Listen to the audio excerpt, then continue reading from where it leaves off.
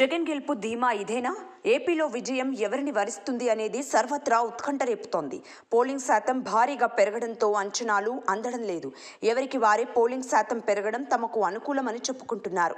గతంలో ఎన్నడూ లేని విధంగా పోలింగ్ శాతం పెరగడం వల్ల ఎవరికి ప్రయోజనం అన్న దానిపై పలు రకాల విశ్లేషణలు మొదలయ్యాయి. ప్రభుత్వంపై వ్యతిరేకతనే పెద్ద సంఖ్యలో జనం పోలింగ్కు క్యూ కట్టారని కూటమి నేతలు అంటున్నారు. అయితే ఈసారి పాజిటివ్ ఓట్ కారణంగానే ఇంత స్థాయిలో ఓటింగ్ జరిగిందని అధికార వైసీపీ నేతలు చెబుతున్నారు. ఇక ప్రచారంలోనూ జగన్ తనకు మంచి చేస్తేనే ఓటు వేయాలని కోరడాన్ని ఇందుకు ఉదాహరణగా చూపుతున్నారు. జగన్ తన ప్రచారంలో వివిధ వర్గాలని తన సొంతం చేసుకునేందుకు జగన్ ప్రయత్నించారు. దీంతో పాటు ప్రతి ఎన్నికల మాదిరిగా కాకుండా ఇతర ప్రాంతాల్లో ఉన్న ఓటర్లను కూడా తరలించడంలో వైసీపీ ముందంజలోనే ఉందంటున్నారు. వివిధ ప్రాంతాల నుంచి వచ్చిన వాళ్ళంతా తమకే మద్దతు పలుకుతారని, ఎవరో కొందరు మాత్రమే తమకు యాంటీ చేసి ఉండవచ్చన్న అభిప్రాయం వైసీపీ నేతలు బహిరంగంగానే చెబుతున్నారు. వైసీపీలో ఈసారి గెలుపు తమదేనన్న ఆత్మవిశ్వాసం పుష్కలంగా కనబడుతోంది. అధినేత జగన్ నుంచి కింది స్థాయి క్యాడర్ వరకు గెలుపు ఏమాత్రం వెనకడుగు వేయకపోవడం కూడా ఆలోచింపజేస్తోంది.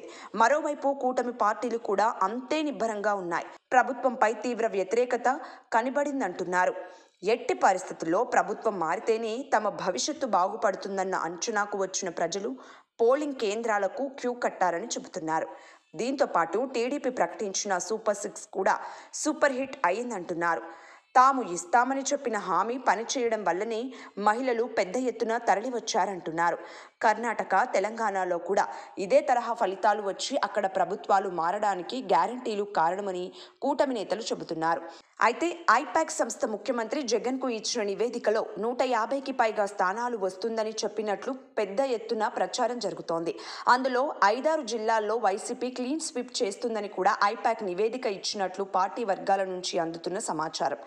గత ఎన్నికల్లో కర్నూలు, కడప, నెల్లూరు, విజయనగరం జిల్లాల్లో వైసీపీ క్లీన్ స్వీప్ చేసింది. ఈసారి మరొకటి 2 జిల్లాల్లో అధికంగా క్లీన్ స్వీప్ చేయబోతున్నట్లు నివేదిక రావడంతో వైసీపీ నేతల్లో ఆనందోత్సాహాలు వెల్లువిరుస్తున్నాయి. అయితే ఇందులో ఎంత మాత్రం వాస్తవం ఉందన్నది బయటకు తెలియకపోయినప్పటికీ ఏ జిల్లాల్లో ఈసారి వైసీపీ క్లీన్ స్వీప్ చేసే అవకాశాలు లేవన్నది టీడీపీ వర్గాలు చెబుతున్నాయి.